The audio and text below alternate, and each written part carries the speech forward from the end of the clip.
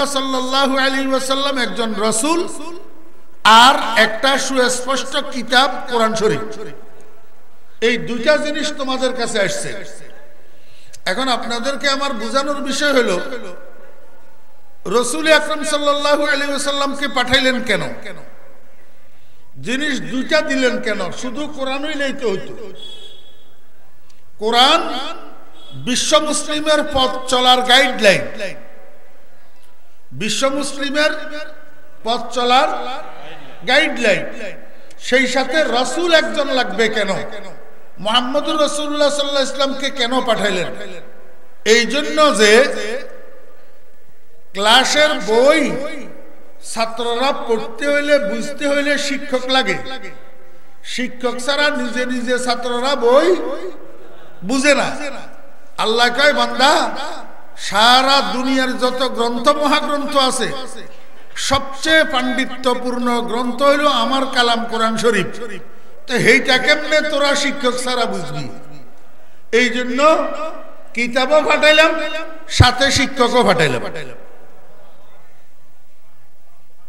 কথা সোজানি না বাঁকা? সহজ না কঠিন? জিনিস কয়টা পাঠাইছে? একটা কোরআন, আর একটা শিক্ষক, আর একটা।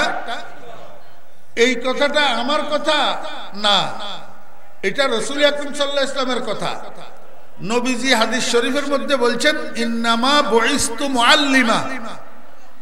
এটা রাসূলের বাণী, রাসূলের মুখের কথা। ইন্নামা বুইস্তু মুআল্লিমা, নিঃসন্দেহে আমি প্রেরিত হয়েছি শিক্ষক হিসাবে। কে কয়? নবীজি। কে কয়? নবীজি। আমি শিক্ষক হিসাবে প্রেরিত হয়েছি, আমাকে আল্লাহ শিক্ষক বানাইয়া পাঠাইছেন। আচ্ছা, আপনারা আমাকে বলেন তো, শিক্ষক হওয়ার জন্য একটা শিক্ষা প্রতিষ্ঠান লাগে না? স্কুল কেন লাগবো, না হলে কলেজে কেন লাগবো, না হলে ইউনিভার্সিটি কেন লাগবো, না হলে মাদ্রাসায় কেন লাগবো? শিক্ষা প্রতিষ্ঠান একটা লাগে তো। তো নবীজি যে কইলেন আমারে আল্লাহ শিক্ষক বানাইয়া পাঠাইছেন, উনি কোন শিক্ষা প্রতিষ্ঠানের শিক্ষক হইয়া আসছেন? আল্লাহর হাবিব জনাব রাসূলুল্লাহ সাল্লাল্লাহু আলাইহি ওয়াসাল্লামকে আল্লাহ পাক শিক্ষক বানাইয়া পাঠাইছেন। পৃথিবীর পূর্ব দিগন্ত থেকে পশ্চিম দিগন্ত পর্যন্ত, উত্তর মেরু থেকে দক্ষিণ মেরু পর্যন্ত এই গোটা পৃথিবীটা একটা ইউনিভার্সিটি। একটা কি ইউনিভার্সিটি? এই বিশাল ইউনিভার্সিটির জন্য ইন্টারন্যাশনাল প্রফেসর বানাইয়া আল্লাহ পাক মুহাম্মদুর রাসূলুল্লাহ সাল্লাল্লাহু আলাইহি ওয়াসাল্লামকে দুনিয়াতে পাঠাইছেন।